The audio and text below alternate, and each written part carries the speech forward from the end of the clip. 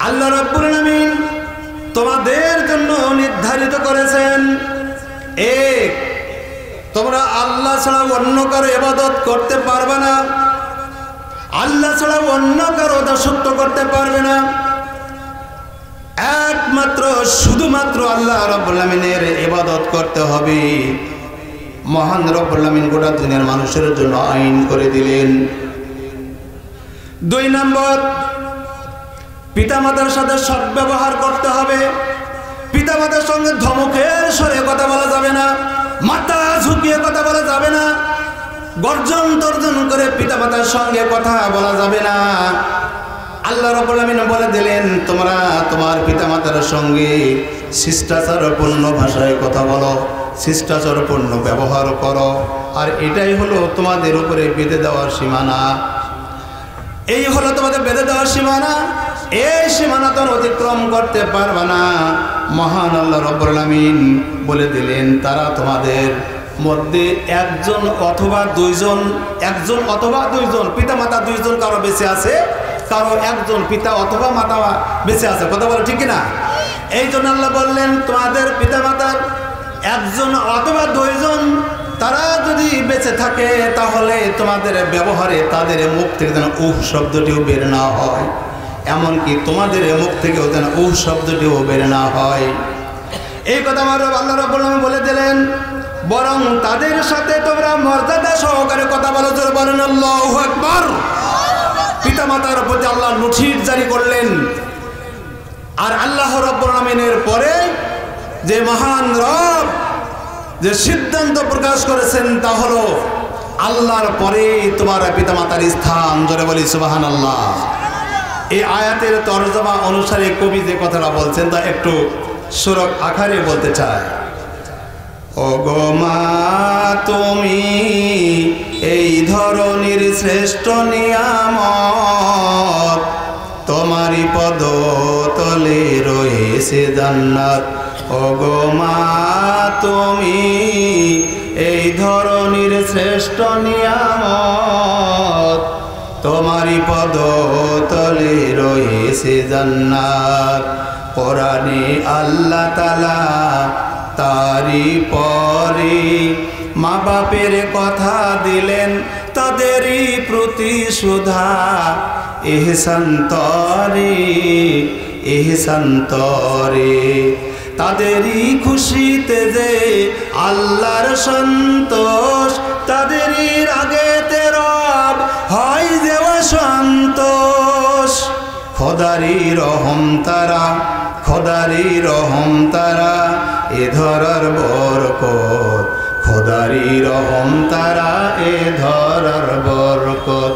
ওগো মা, তুমি এই ধরনের শ্রেষ্ঠ নিয়ামত, তোমারই পদ তলে রয়েছে জান্নাত।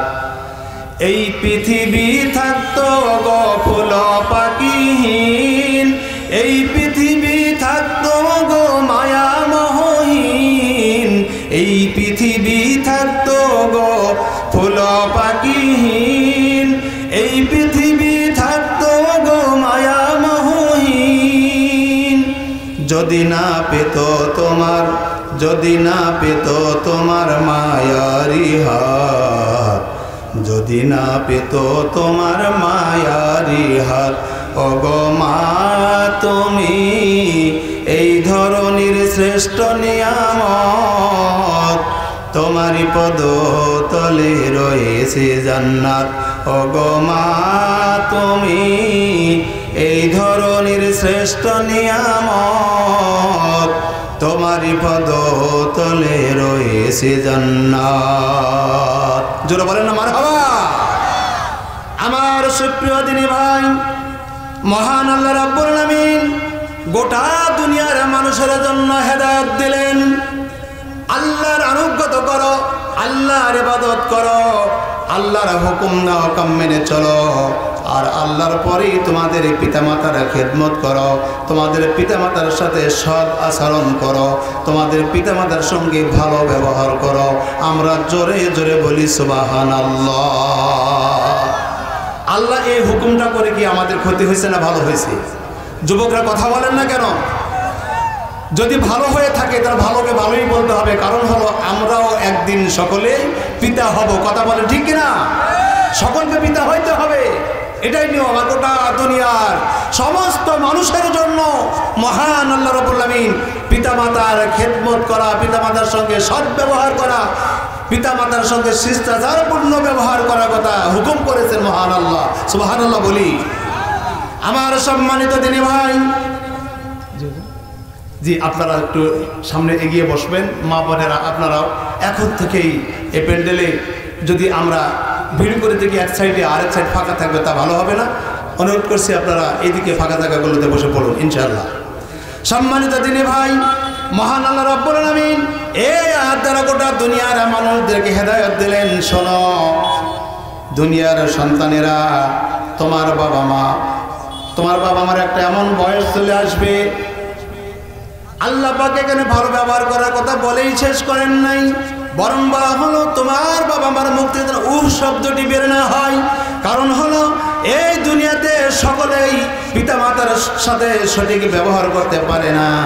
অনেক সন্তানদের দ্বারা পিতামাতার কষ্ট পায়। কথা বলেন ঠিক কিনা? যুবক কথা বলেন ঠিক কিনা? অনেকে পিতামাতার মর্যাদা দিতে পারে না, পিতামাতার সঙ্গে ভালো ব্যবহার করতে পারে না। না পারার কারণে পিতামাতা অনেক কষ্টে জীবন যাপন করে, আর মনের দুঃখের কথাগুলো কারো কাছে বলতে পারে না। তারা সবগুলো সহ্য করে নেয় আর চোখের পানি ফেলে ফেলে তারা নিজেকে সান্ত্বনা দেয়। সুতরাং আজকের মধ্যম মাগরিবের মাহফিল থেকে যুবকদেরকে বলা হচ্ছে, প্রত্যেক ব্যক্তিকে বলা হচ্ছে, বাবা মার সঙ্গে আমরা কেউ অসৎ ব্যবহার করবো না, বাবা মার সঙ্গে ধমকের স্বরে কথা বলবো না, মাথা ঝাঁকি দিয়ে কথা বলবো না। কারা কারা রাজি দোহাত তুলে আল্লাহকে দেখান। নারায়ে তাকবীর, নারায়ে তাকবীর। মাশাআল্লাহ, আলহামদুলিল্লাহ, আমরা হাত তুলে সমর্থন করছি। আমরা পিতা মাতাকে কষ্ট দেব না, আমরা পিতামাতাকে কষ্ট দিতে পারি না। সুতরাং আমরা পিতামাতার সঙ্গে সৎ ব্যবহার করব। আল্লাহ রাব্বুল আলামিন প্রত্যেক মানুষের জন্য কিছু শাস্তি বরাদ্দ করছেন। যারা অপরাধ করবে অপরাধের শাস্তি আল্লাহ টেনে নিয়ে যাবেন কিয়ামত পর্যন্ত। কিন্তু শুধুমাত্র পিতামাতার সঙ্গে অসৎ আচরণে যে পাপ হবে এর শাস্তি শুধু আখিরাতে নয়, দুনিয়াতেও আল্লাহ রাব্বুল আলামিন কড়ায় গুন্ডা তাকে প্রমাণ করে দেখাবেন, সেই কষ্ট তাকেও দেবে। সুতরাং এর থেকে আমাদের সাবধান হওয়া লাগবে, যাতে করে আমরা পিতামাতার অভিশাপ থেকে নিজেকে হেফাজত করতে পারি। কারণ হলো ভাইরা আমার, একটি কথা বলতে চাই, কোন এক ব্যক্তি তার পিতাকে মারতে মারতে এত মারলো, মারার পর পিতার দুই হাতে রশি লাগালো। রশি লাগানোর পর রাস্তা দিয়ে টেনে হেঁচড়ে নিয়ে যাচ্ছে, বহুদূর পর্যন্ত নিয়ে যাওয়ার পরে সেখানে তাকে রেখে আসবে। এই চিন্তা ভাবনা নিয়ে যখন চলে যায়, যাইতে যাইতে বহুদূর পথ পাড়ি দেওয়ার পর এমন একটা সীমানা পর্যন্ত পিতাকে টেনে নিয়ে গেল। এত দূর যাওয়ার পর পিতা বলতেছে সন্তানকে, রে আমার সন্তান, তুই এখানে ব্রেক কর, আর সামনে এক পাও আগাস না, আর সামনেতে এগিয়ে যাস না। সামনে যদি এগিয়ে যাস তোর কপালের চেয়ে বেশি শাস্তি হবে, তুই যে শাস্তি আমাকে দিচ্ছিস। কারণ হলো সন্তান জিজ্ঞেস করলে, বাবা আমার ইচ্ছা মতো যত দূর পর্যন্ত পারি আমি টেনে হিঁচড়ে নিয়ে যাব, তার মধ্যে নিষেধ করার কারণ কি? এবার পিতা বলতেছে, বাবা তোকে আমি অনুরোধ করে বলছি আর সামনের দিকে অগ্রসর হোস না, অনেক শাস্তি দিয়েছিস আমাকে। আমি তোকে নিষেধ করার কারণ হলো আমিও ছিলাম বদ চরিত্রের, আমি আমার পিতা মাতার সঙ্গে সদ্ব্যবহার করতে পারি নাই। আমি আমার বাবাকে মারতে মারতে রশি হাতে রশি লাগাইয়া এই রাস্তা দিয়ে টেনে টেনে এ পর্যন্ত নিয়ে এসেছিলাম। আর এ পর্যন্ত নিয়ে আসার পর আমিও বুঝতে পারলাম কোরআন হাদিসের কথা মিথ্যা নয়। তুমি যতদূর পর্যন্ত আমাকে নিয়ে এসেছো রে বেটা, এর অতিরিক্ত তুই যদি আমাকে টেনে নিয়ে যাস তাহলে নিশ্চিত বিশ্বাস রাখ তোর জন্য সেটাই বরাদ্দ হবে। পিতামাতা এটা মারাত্মক জিনিস, কারণ পিতামাতাকে আমরা যত অবহেলা করি, পিতামাতা যতক্ষণ পর্যন্ত অর্থ সম্পদ দিতে পারে ততক্ষণ সন্তানের কাছে অনেক ভালো। কথা বলেন ঠিক কিনা? অনেক ভালো। আবার অনেক সন্তানরা যতদিন পর্যন্ত বিয়ে শাদী করে নাই ততদিন পর্যন্ত পিতামাতার আদরের স্নেহের সন্তান হিসেবেই থাকে, কিন্তু বিবাহ হওয়ার পর সে যেন পাল্টে যায়। কথা বলেন ঠিক কিনা? পাল্টে যায় কি যায় না? যুবক কথা বলে, পাল্টে যায়। তবে আমরা পাল্টে যাব না বলি ইনশাআল্লাহ, আমরা পাল্টে যাব না, কারণ পাল্টালে অবস্থা খারাপ। যে ততখানি পিতামাতাকে শাস্তি দিবে আল্লাহ তার উপরও ততখানি শাস্তি বরাদ্দ করবে। এটা আমাদের সাবধান হওয়া লাগবে। আপনাদের খারাপ লাগছে নাকি? ভাইরা আমার, মহান আল্লাহ রাব্বুল আলামিন গোটা দুনিয়ার মানুষদেরকে হেদায়েত দিলেন, যাতে করে আল্লাহ রাব্বুল আলামিন গোটা দুনিয়ার মানুষদেরকে কথা বোঝাই দিলেন, তোমরা এমন একটা কাজ করো, তোমরা তোমাদের পিতামাতার সঙ্গে যে সদাচরণ করবে, আল্লাহর আনুগত্য, আল্লাহর ইবাদত, আল্লাহর সঙ্গে তোমাদের যে ভয় ভীতি সহকারে আল্লাহর ইবাদত করো, আল্লাহর আনুগত্য করো, ঠিক তেমনইভাবে তোমার পিতামাতার সঙ্গেও এমনভাবে তাদের আনুগত্য করতে হবে। কোথাও যাইতে হলে পিতামাতার অনুমতি নিয়েই যাওয়া লাগবে, কারণ যুবক তুমি অন্য জায়গায় চলে গেছো, আসতে তোমার দেরি হচ্ছে, তোমার বাবা মার খাওয়া নাই, তারা ঘুমাইতে পারে না, কখন আমার কলিজার টুকরা সন্তান ফিরে আসবে, তার আগ পর্যন্ত আমি তার কিভাবে খাবো আর কিভাবে ঘুমাবো, তোমার মা বিছানায় ঘুমাতে পারছে না। আবার আর একটা কথা আমরা মনে করি, বাবা কৃষক মানুষ, সারাদিন খেটে যখন বিকালবেলা বাজারে চলে গেল, বাজারে যাওয়ার পর মনে পড়লো একটা কমলা কিনে খাবো, একটা কমলা হাতে নিয়ে যখন কমলার দাম দেওয়া হয়ে গেল, এখন কমলা কি ছেলে খাবে, এমন তো অবস্থায় কমলা ঘুরায় আর দেখি কমলার উপরে তার সন্তানের ছবি ভেসে উঠেছে বাবার চোখে। কথা বলে ঠিক কিনা? যারা সন্তানের বাবা হয়েছে তারাই এই কথাটা বুঝতে পারবেন যে বাজারের ফলটা বাবার আর খাওয়া হলো না, সে চিন্তা করলো এটা আমি একাই খাবো না, আমার কলিজার টুকরা সন্তানকে সঙ্গে নিয়ে খাবো, আমার সন্তানও খেতে পারবে, আমারও এক টুকরা খাওয়া হয়ে যাবে ইনশাআল্লাহ। সম্মানিত হাজিরিন, ঠিক এমনই ভাবি আল্লাহ রাব্বুল আলামিন গোটা দুনিয়ার মানুষদেরকে এভাবেই হেদায়েত দিয়েছেন। কথা বলেন ঠিক কিনা? এই জন্য মহান রাব্বুল আলামিন বলেন, রাসূল কারীম সাল্লাল্লাহু আলাইহি সাল্লাম বলেছেন, তোমার পিতামাতা জান্নাতের মধ্যবর্তী দরজা। সুবহানাল্লাহ বলেন। মুসলমান জোরে বলি সুবহানাল্লাহ। আল্লাহর রাসূল বলতেছেন, তোমার পিতামাতা জান্নাতের মধ্যখানের দরজা, তোমরা চাইলে দরজাকে হেফাজত করতে পারো, আবার তোমরা ইচ্ছা করলে দরজাকে বিনষ্ট করতে পারো। তার মানে হলো যে আল্লাহ এ কথা গোটা দুনিয়ার মানুষকে জানিয়ে দিয়েছেন যে তোমার পিতামাতা জান্নাত আর জাহান্নাম, কারণ হলো তাদের সঙ্গে সৎ ব্যবহার করলে তোমরা জান্নাতি, এবং তোমরা যদি অসৎ আচরণ করো তাহলে তোমরা জাহান্নামী। তোমার আমল যত ভালো হোক, যদি তোমার পিতামাতা তোমার উপর অসন্তুষ্ট হয় তাহলে তোমার আমল সব বরবাদ হয়ে যাবে। সবগুলো কি হবে? মুসলমান জনগণ সবগুলো কি হবে? সব বরবাদ হয়ে যাবে। সুতরাং আমরা এই আমল বরবাদ করতে চাই না। আল্লাহ যেন আমাদেরকে আমলগুলো ধরে রাখার তৌফিক দেন বলি আল্লাহুম্মা আমিন। পিতামাতার হক আদায় করতে হবে, পিতামাতার সঙ্গে সৎ আচরণ করতে হবে। আল্লাহ রাব্বুল আলামিন বলেন, প্রত্যেকটা মানুষের একটা বয়স আসে, সেই বয়সটা প্রত্যেকের জন্যই এমনভাবে বরাদ্দ করা হয়েছে। তবে অনেক সময় অনেক কম বয়সে অনেকের মৃত্যু হয়, এটা কোনো অস্বাভাবিক বিষয় নয়।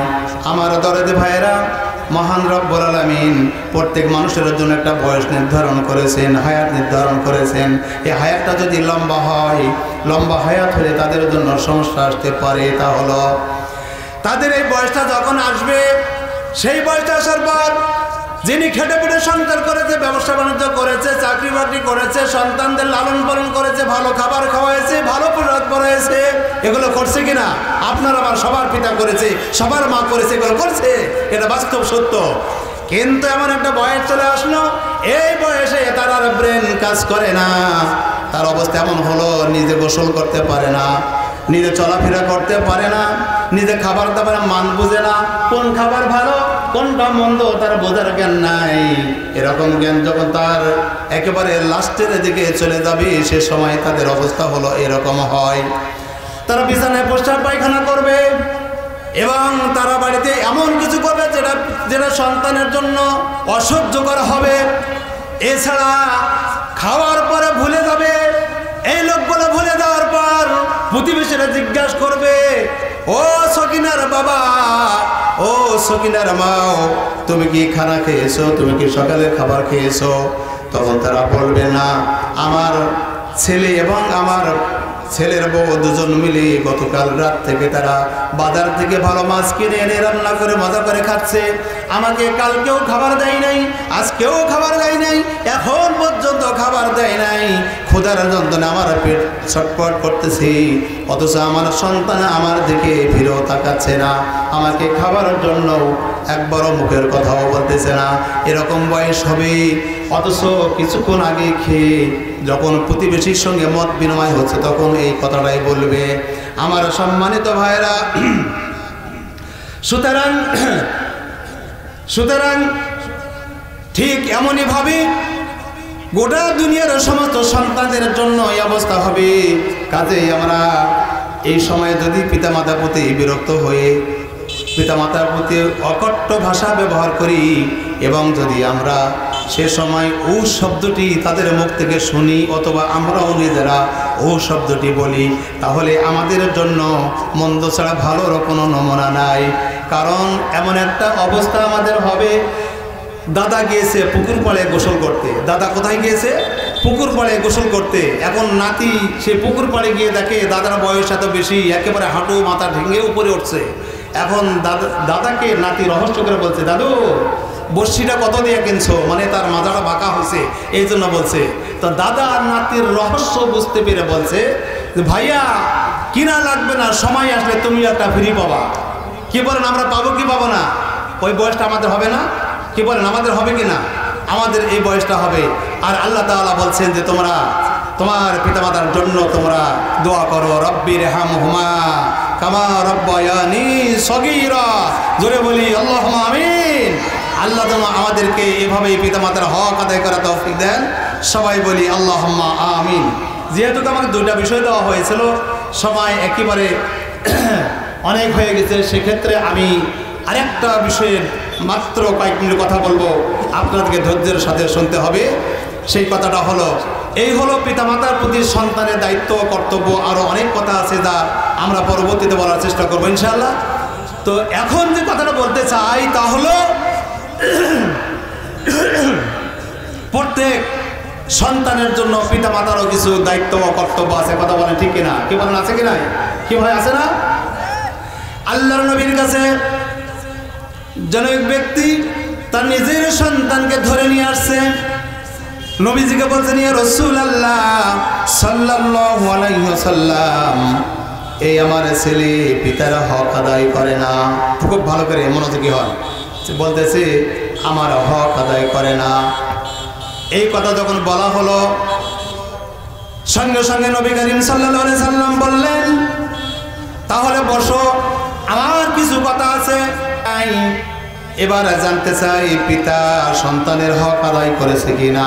সুবহানাল্লাহ বলে, সুন্দর প্রশ্ন।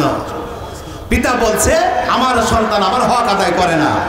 এই কথা শুনে নবীজি বলছেন, তাহলে বসো, আমি জানতে চাই পিতা সন্তানের হক আদায় করছে কিনা। আল্লাহ নবী বলেন, পিতার উপরে সন্তানের হক হলো তিনটা। ধরে বলেন কয়টা? তিনটা হক আদায় করছো কিনা তা আমরা জানতে চাই। এই কথা জানার জন্য আল্লাহর নবী বললেন, প্রথম হক হলো, তোমরা বাবা ছেলে দুজনে শোনো, প্রথম হক হলো সন্তানকে একটা উত্তম চরিত্রের মা উপহার দেওয়া লাগবে। এই ছেলেরা ওইদিকে কি দেখেন, এদিকে তাকাও, খুব ভালো কথা শুনছেন। নবীজি বলছে পিতার প্রথম দায়িত্ব হলো সন্তানের হক, এটা তার পাওনা। এক নম্বর হলো সন্তানকে একটা উত্তম চরিত্রের মা উপহার দিতে হবে। সুবহানাল্লাহ। কারণ মা যদি সচ্চরিত্রবান না হয়, আপনার সন্তান কখনো চরিত্রবান হবে না। মায়ের দায়িত্ব হলো, ছোট্ট বাচ্চা দাঁড়িয়ে প্রসাব করছে, মা যদি শিষ্টাচারপূর্ণ কথা বলে, বাবা এই বাবা দাঁড়াও, বসো বসো বসো, বসে প্রসাব করতে হয়। ছেলে তখন বাম হাতে পানি খাবে, মা বললো বাবা ডান হাতে গ্লাস নাও, পানি গ্লাস নিয়ে বসো, বিসমিল্লাহ বলে খাওয়া শুরু করো, 3 শ্বাসে খাও। খাওয়ার শেষে আলহামদুলিল্লাহ বলো, শুরুতে বিসমিল্লাহ পরে আলহামদুলিল্লাহ। এভাবে মা যদি সন্তানকে গড়িয়ে তোলে তাহলে ওই সন্তান কখনো অমানুষ হতে পারে না। এবার আল্লাহর নবী বললেন 2 নম্বর পিতার দায়িত্ব হলো সন্তানের পাওনা, তাহলে সন্তানের জন্য একটা সুন্দর নাম রাখতে হবে। সন্তানের নাম যেটা রাখা হবে এটা যেন অর্থবোধক নাম হয়, এমন ধরনের যেন যেটার অর্থ বিপরীত হয়। অনেক সময় কিন্তু বিধর্মীদের নামের সাথে নাম মিলে মানুষ নাম রাখে, এরকম যেন না হয়, অর্থবোধক সুন্দর নাম রাখতে হবে। এটা পিতার 2 নম্বর দায়িত্ব। 3 নম্বর দায়িত্ব হলো তোমার সন্তানকে দিন শিক্ষা দিতে হবে, কোরআন হাদিসের জ্ঞান শিক্ষা দিতে হবে। যারা বলেন সুবহানাল্লাহ, এটা হলো পিতার দায়িত্ব। 3টা দায়িত্ব পালন করার কথা নবীজি বলছেন। এবার ছেলেটা বলছি, ইয়া রাসূলুল্লাহ সাল্লাল্লাহু আলাইহি সাল্লাম, আপনি যে 3টা হকের কথা বলেছেন পিতার কাছ থেকে আমি পাওয়ার কথা, এই 3টার একটাও আমার পিতা আদায় করে নাই। আমার মা একটা বচ্চরিত্রা, আমার নাম রেখেছে, সমাজের কেউ পছন্দ করে না, দিন আমাকে শিক্ষা দেওয়া হয় নাই। আল্লাহর নবী বসা থেকে দাঁড়িয়ে লাঠি হাতে নিয়ে মাথার উপরে তুলে বলছে, আমার ইচ্ছা করছে তোমাকে পিঠাই, তুমি পিতা হিসেবে সন্তানের 3টা হকের একটাও আদায় করো নাই, এখন তুমি সন্তানের হক আদায় না করার আবেদন নিয়ে আমার কাছে এসেছো। যারা বলেন না সুবহানাল্লাহ।